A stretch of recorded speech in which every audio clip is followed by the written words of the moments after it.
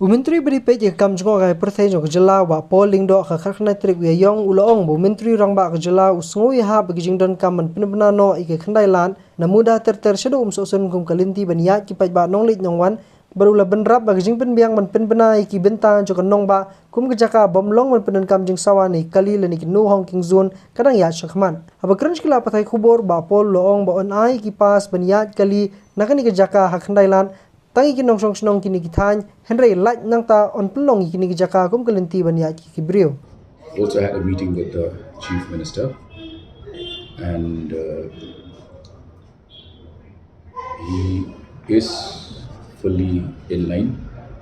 with the need to declare Khyndailad as a pedestrian zone,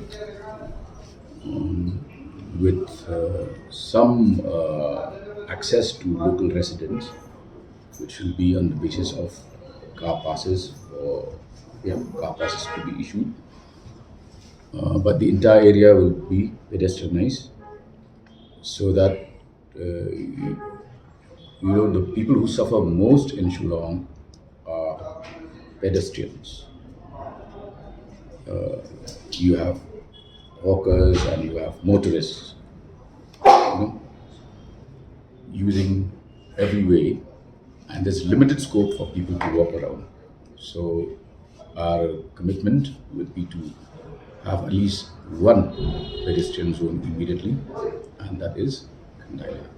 Hawaide bikin no hongking zone menteri ke kam jong ai perthai ulong bakani ke sin jam kadang Ïaid shakman berketana jong ai perthai ke lejit ke orchid yam kum kawe ni kini ki jaka katana ka sepemenaru ikibe per ki jaka kibalong kita kin no hongking zone.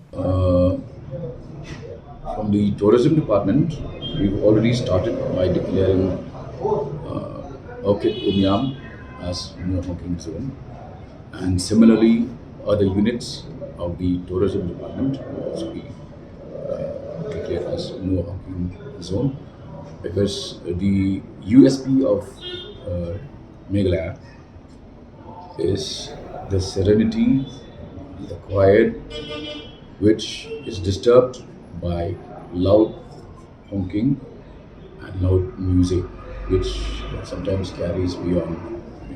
permissible levels. Ya mentau ba pol le yetho ba sarkar kadang temu ban Pynkylluid jika jing khap nya sor Shillong bat kawen ki benta bahab ban chim khya ki long ki nong di madan ki bela penen kam lut ki kenong kin sharot jong ki surak ba ki Lynti ya Kjat ya ka ba sarkar ka sawanra da ka yau jong ki nong di madan ka jing temu kolong ban first minimize then away. Village chalanu ipne ka sar idon ki hawkers market ke gamde ke idea badan shu badan mai. Uba pol le benrap ru ba sarkar ka kut jing bot ban Pynkylluid nyoi ka Nongbah Shillong ka ban so orlong da ka jing temu on dalala ban thawi ka sor Shillong ba thamai le ni ka new Shillong ban na benta ban pensuk shipor ka sarkar kantre ban Pynlong ka sor Shillong ka jaka bala ban Ïaid Kjat Pynkylluid haki ar lais na manwan ka jing bot ni kalong ba ka hill station beliau di kuat ban Kjat dan kaman Ïaid